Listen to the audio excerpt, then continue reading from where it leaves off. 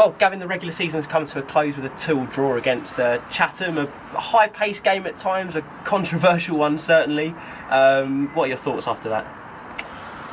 I'm really pleased with the guys. I'm really pleased with them because we made quite a lot of changes, and we don't. Let's get it right. We don't have the depth that they have in their squad certainly. But never wavered from my thinking that those boys couldn't go in and do a job. That's for sure. That's why they're here. The first half, I thought we were, I thought they caused us, problems in respect of the way we were playing.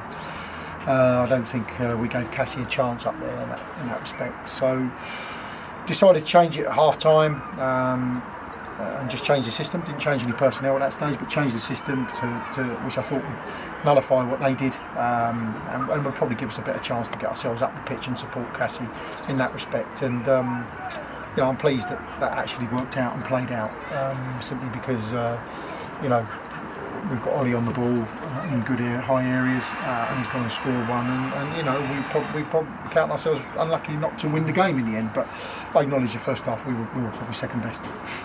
Obviously, there was a bit of clamour. I think you've just alluded to it, a bit of clamour beforehand. So a bit of surprise among the supporters to see Sam Youngs and Marcus Wiley and the like on the bench. But certainly, you talk about a kind of lack of comparable strength and depth. But the boys did a job overall, I'd say. Yeah, look, I was under no illusions that making that decision would probably half the supporters here would say I understand what you're doing, and half of them would say I don't understand what you're doing. I absolutely get that. But I understand what's going on in the camp this week.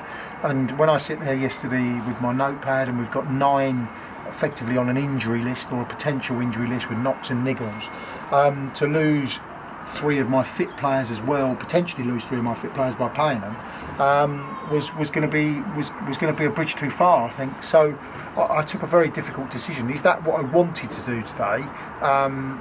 If we had a fit squad, no, absolutely not. But we've got a few things going on in the camp, a few knocks and niggles. By the actions that have been taken today, it is likely that we will have as near a damn it as fit squad for Wednesday. Okay, so for me, if we'd lost, I wouldn't regret it. I don't regret it now. I think we've got ourselves in a position where we've got as near a damn it fit squad for Wednesday, and that's what you need. That is what you need. We'll get them in on Monday, so we'll get those boys' legs going who didn't play any minutes today, and hopefully they'll be in good shape to go again on Wednesday. So it sounds like, irrespective of venue of a potential final, it was more about fitness. Well, yeah, but not so much that. I didn't throw the game today. I didn't come here and think by making those changes we'll throw the game. And let's be honest, we've been done with a very controversial goal. Other than that, we've hit the bar and we've given a good account of ourselves. So we've gone at it today, and it hasn't quite happened for us for a couple of reasons. So I'm very comfortable. It wasn't a case of giving away home advantage in a potential final. We wanted home advantage, and we went for home advantage today. All right, let's get it right. But faced with the fact of potentially, and it is only, you never know, of putting those guys in a position where they could miss out with all the injuries that we've got running around the club, it was just too much for me. Indeed. Let's talk about the second goal. Obviously we are 2-1 up at that point, and what did you see from your angle? Well, it's very clear because I had a conversation with the ref. I know exactly what's happened, and I've had a conversation with our players. Now, you could look at it and say our players maybe should have dealt with it a bit better, but the ball's come in, there's a whistle. There's a clear whistle, and I think it's the ref, 100% I do. And Sam almost sort of half-heartedly goes to clear a ball because he thinks the game's dead, and then inadvertently sort of puts it in Addy's direction. Addy sort of fumbles it in the net because he's not got an issue with it because the game's dead, because he's heard the whistle. He picks it out of the net, spots it, thinks it's free kick of some description. I'm looking at the line and thinking, well, he hasn't given offside, so what has the referee given him? And then I understand that he's then given the goal, which he has to. I don't dispute that for 1 minute. And the conversation that I had was based around the fact that you've blown the whistle. And he says, I haven't blown the whistle. And I think, well, okay, who has? And he says, it's come from the crowd. It's come from Chatham Town supporters. And then again, we heard it about 10 minutes later in a very similar position. Very similar. And that's why the stewards were called to do what they needed to do. So the referee can't do anything about it. I understand that. He's duty bound to do it. I don't think their players would have wanted it. They'll take it.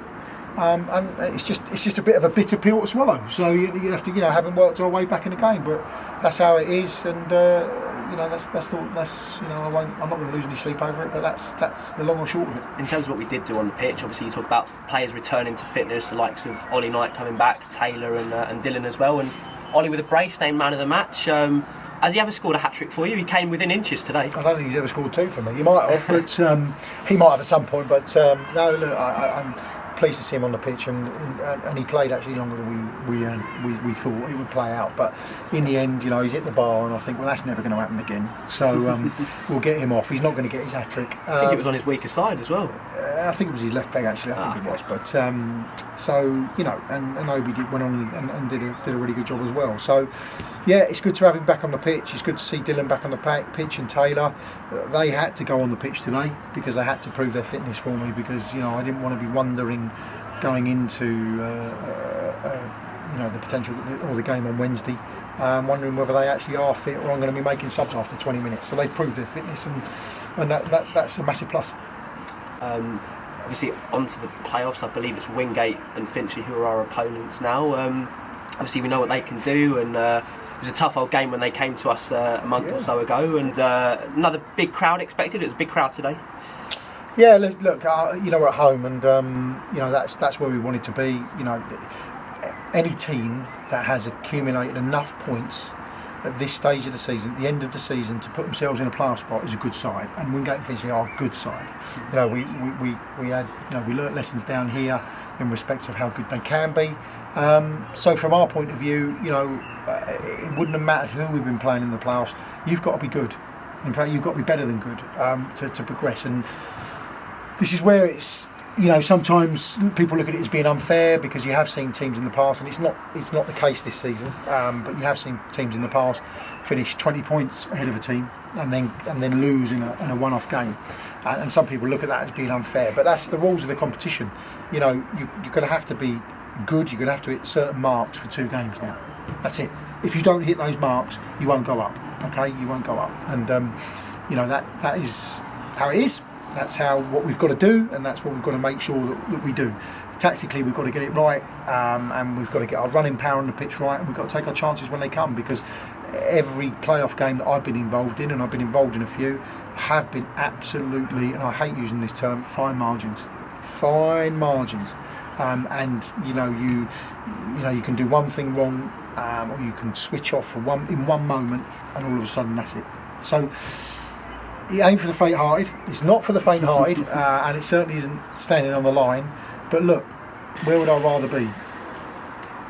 Would I rather be a spectator at another ground, potentially watching the playoff game, or would I rather be stood in the dugout managing a team that's got a chance of promotion? 100% latter, and we'll give it the best shot. I'm certainly looking forward to it. See you then, Gavin. Cheers.